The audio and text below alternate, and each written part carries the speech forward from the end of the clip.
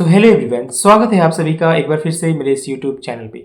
आज के इस वीडियो में हम लोग डिस्कस करने वाले हैं एक बहुत बहुत ही इंपॉर्टेंट टॉपिक जो कि फ्रेशर के लिए एटलीस्ट बहुत इंपॉर्टेंट है। तो देखो यार, अभी आप अगर कॉलेज के फर्स्ट ईयर में हो, सेकेंड ईयर में हो, थर्ड ईयर में हो या प्लेसमेंट ईयर में हो, प्लेसमेंट ईयर यानी कि फोर्थ ईयर, ओके, तो किसी भी ईयर में हो, आपके लिए ये वीडियो बहुत इंपॉर्टेंट होने वाला है। क्योंकि देखो, आज की इस वीडियो में हम लोग डिस्कस करेंगे सबसे पहले कि अगर आप एक कॉलेज लाइफ में हो तो कोडिंग कितना इंपॉर्टेंट है, और जब आप कॉर्पोरेट लाइफ में आ जाते हो तो फिर कोडिंग में क्या चेंजेस आते हैं। देखो, दोनों जगह तो हम लोग कोडिंग ही करते हैं, ठीक है, दोनों जगह हम लोग कोड ही लिखते हैं।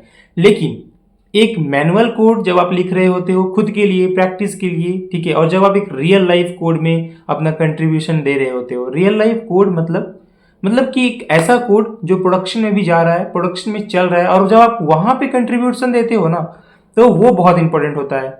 तो उसके लिए आपको as a fresher, as a college level में किस तरह का डेवलपमेंट करना पड़ेगा, किस तरह का सीखना पड़ेगा कोडिंग, उसके ऊपर बात करने वाले हैं, ठीक है। तो देखो यार, जब मैं कॉलेज लाइफ में था अपने टीयर 3 कॉलेज, ठीक है, तो सबसे पहले मैं बता दूं अपने बारे में कि मैं एक टीयर 3 कॉलेज से पढ़ा हूं, ठीक है, जहां पे प्लेसमेंट उतना अच्छा खासा नहीं होता है, बहुत ही कम कंपनियां आती हैं, ठीक है, बट यहाँ है यार, प्लेसमेंट वहां से होता है, ठीक है। अगर आप सही से पढ़ोगे तो प्लेसमेंट होता है वहां से। टीयर 3 कॉलेज से भी प्लेसमेंट अच्छे अच्छे लोग अच्छी अच्छी जगहों पे फोड़ते हैं, ठीक है। तो चलो, आज का मुद्दा ये नहीं है, आज का मुद्दा ये है कि कोडिंग कितना करना चाहिए, ठीक है। अब देखो, जनरली आप क्या करते हो, पैलिंड्रोम का कोड लिखते हो या फिर फेबिनेकी सीरीज का कोड लिखते हो, ठीक है, एक बेसिक लेवल में, ठीक है। अगर आप हाई लेवल में जाओगे तो नैपसेक प्रॉब्लम है, उसके बाद क्रूस्कल एल्गोरिथम है, ये सब चीज़ें जो हैं बहुत इंपॉर्टेंट है। तो आप ये सबसे क्या होता है, आपका बेस बनता है, ठीक है। और जब तक आप रियल लाइफ कोडिंग नहीं करोगे आपको समझ में नहीं आएगा कि रियल लाइफ कोडिंग में हो क्या रहा है, ठीक है। लेकिन हाँ, अगर आप अपने कॉलेज लाइफ में as a fresher level coding कर रहे हो, सही से कर रहे हो, प्रैक्टिस कर रहे हो, घस रहे हो खुद को बहुत ज़्यादा, ठीक है, तो उसका एक बहुत बड़ा इफेक्ट करेगा आपकी जब आप रियल लाइफ प्रोजेक्ट पे काम करोगे, ठीक है।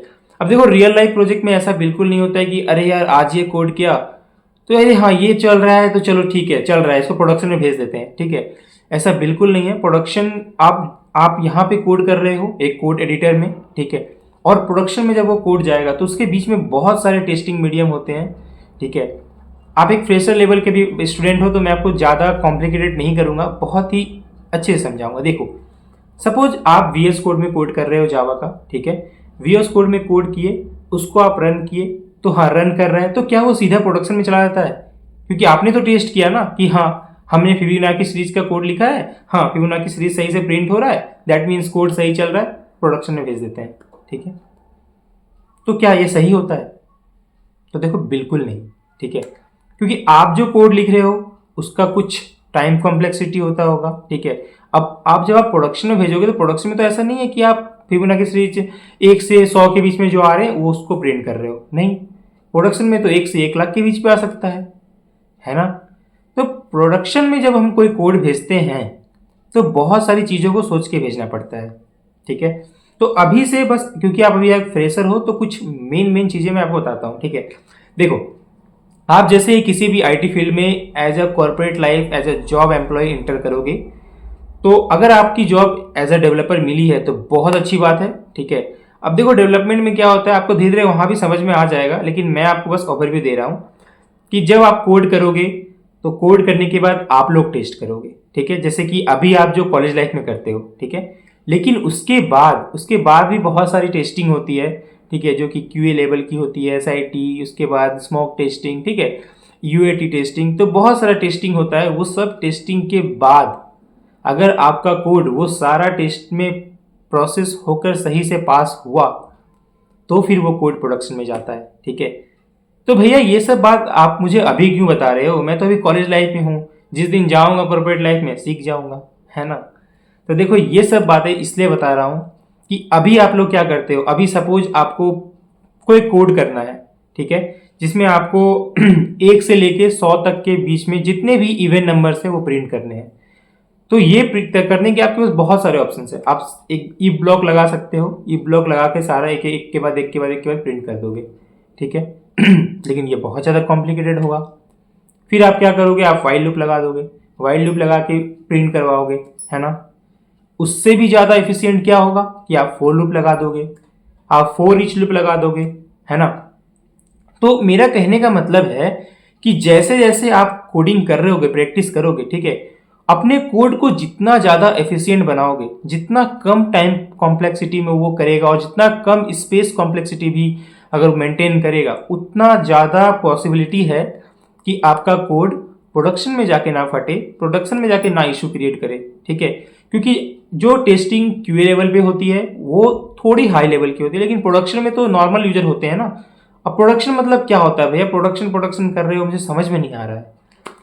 तो देखो यार, जो फेसबुक है, जो इंस्टाग्राम है, वहाँ पे यूजर्स वगैरह अकाउंट क्रिएट करते हैं, ठीक है।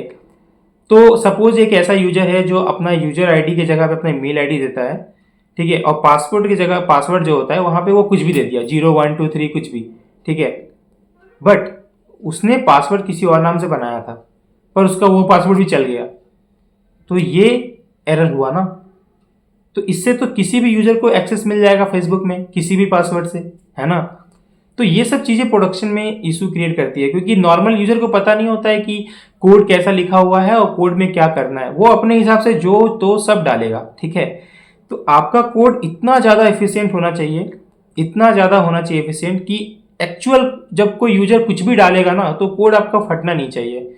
इसके लिए आपको आपके कॉलेज लाइफ में बहुत मेहनत करना पड़ेगा, और आपको कॉलेज लाइफ में बहुत ज़्यादा मेहनत मतलब समझ रहे हो आप, बहुत ज़्यादा काम करना पड़ेगा आपको डीएसए लेवल पे, आपको टाइम कॉम्प्लेक्सिटी पे, आपको स्पेस कॉम्प्लेक्सिटी पे, ठीक है। ये सब पे काम करके आप जितना ज़्यादा कोड को एफिशिएंट कर पाओगे, आप आपकी पैकेज जो होता है, जो आप कॉलेज से पैकेज उठाओगे या फिर आप ऑफ कैंपस जो अप्लाई करोगे, तो जो पैकेज का जो नंबर होता है ना, वो उतना ज़्यादा चांसेस है कि आपको बहुत हाई पैकेज मिलेगा, ठीक है।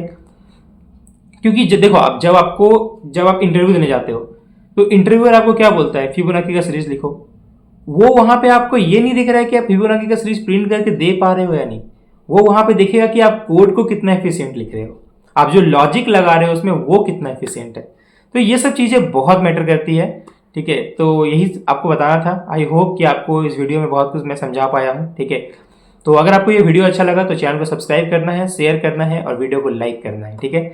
मिलते हैं अगले वीडियो में, तब तक के लिए सी या, हैव अ गुड डे। और एक बात और कि आप कमेंट जरूर करना, आपको कुछ क्वेश्चंस वगैरह हो तो आप मुझे इंस्टाग्राम पे कमेंट कर सकते हो, लिंक्डइन पे कमेंट कर सकते हो, या फिर इस वीडियो के नीचे भी कमेंट कर सकते हो, ठीक है। मैं हमेशा आप लोग के लिए अवेलेबल हूँ। थैंक यू ऑल, मिलते हैं नेक्स्ट वीडियो में।